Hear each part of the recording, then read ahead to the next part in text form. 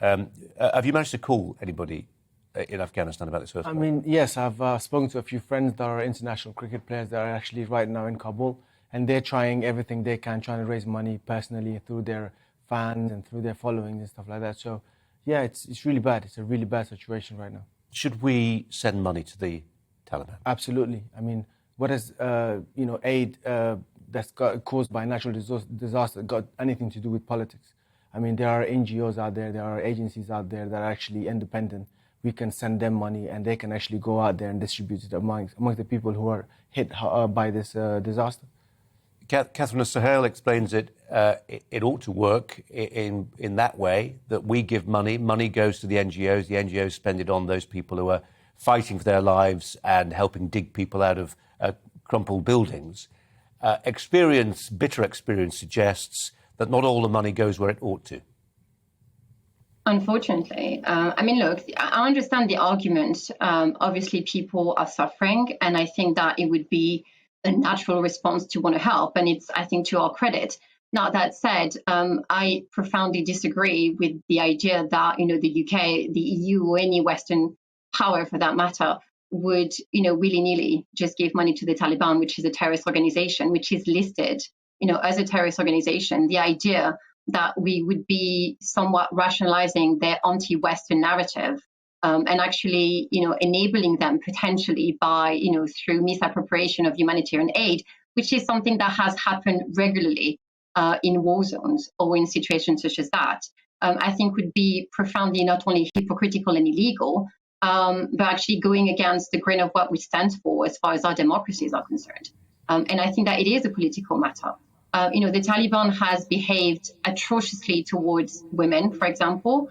And I don't think that we should, somewhat allow for our money to go to those areas and to actually, in a way, prop up not only the narrative, but actually empower them by, preventing them from facing accountability. They have created this situation. They have systematically rejected, dialogue with the West on account that we were imperialistic powers. So why is it that now they want our help? I mean, they want to destroy everything that we stand for.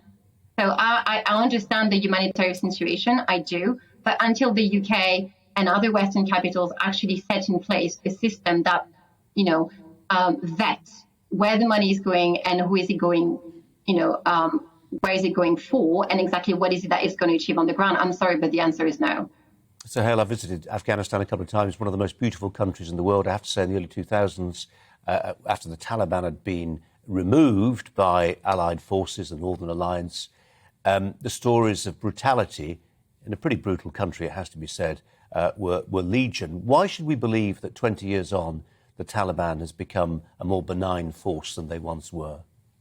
Don't forget that I actually left the country as a kid because of the first time when Taliban came into the country. I had to leave because it wasn't stable enough and it wasn't safe for me to be living there, and that's why my parents sent me here. But this is a different situation.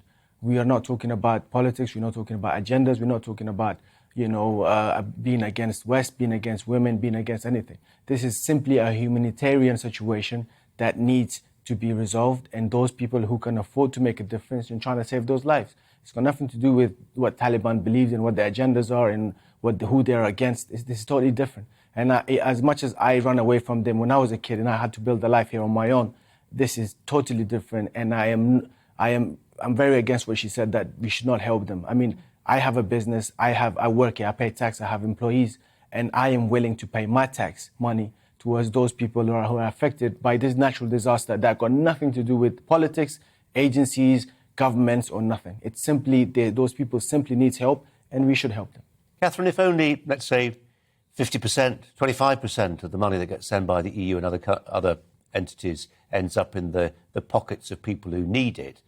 Some will say, I dare say Sohail's one of them, that is a price that has to be paid. If you want to help people, sometimes you have to be in league with the devil. I disagree. Because we know exactly what happens, with that kind of devil.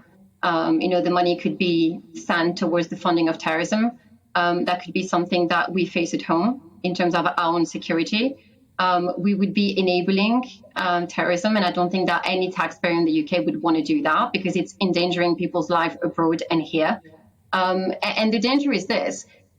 we would be supporting and actively aiding the Taliban to remain in power. And I don't think that is the job of the UK and taxpayers, for that matter, to be enabling a terrorist organization to stay in power in Afghanistan. I'm sorry, but no. And I'm not making a case against humanitarian aid. What I'm saying is, until there is a system in place which guarantees that the funds are going where they're supposed to go and helping the people that we are meant to help, then the answer has to be no.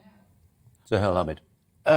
You see, I'm sorry, but I don't agree with you, because the thing is, right, it's like, you have to understand, if you're talking about a deep political level about Taliban, don't forget who brought Taliban into Afghanistan and why they were left in power and the whole world abandoned Afghanistan. Okay, so don't forget that. I mean, you want to talk about politics, deeper level, we can talk about that. But right now, we're not talking about politics, we're talking about humanity. And right now, those people need help. Let's just forget about politics, and because we can go deeper discussion into that, who Taliban are, why were they created, why were they brought into Afghanistan, and why were the people of Afghanistan abandoned by the international community, and they are where they are. They had no choice, okay? So we will forget about that, and let's talk about humanity, and let's talk about the aid, and the aid is needed, and they should go there as soon as possible. There are NGOs who are in place right now in Kabul, and they can help by distributing this aid. Catherine Perez-Shakdam, one last thought. We've got 10 seconds. Is the Taliban, the organisation it was 20 years ago, willing to export terror all around the world? Absolutely. I don't see a change. If anything, they have learned, to do PR. They are a lot better at selling themselves and pretending that they're not as dangerous as they were, but they are following the same narrative, the same ideology. They are the same people. We're out of time. Catherine, Sohail, thanks both very much indeed for your thoughts today. Thanks very much indeed.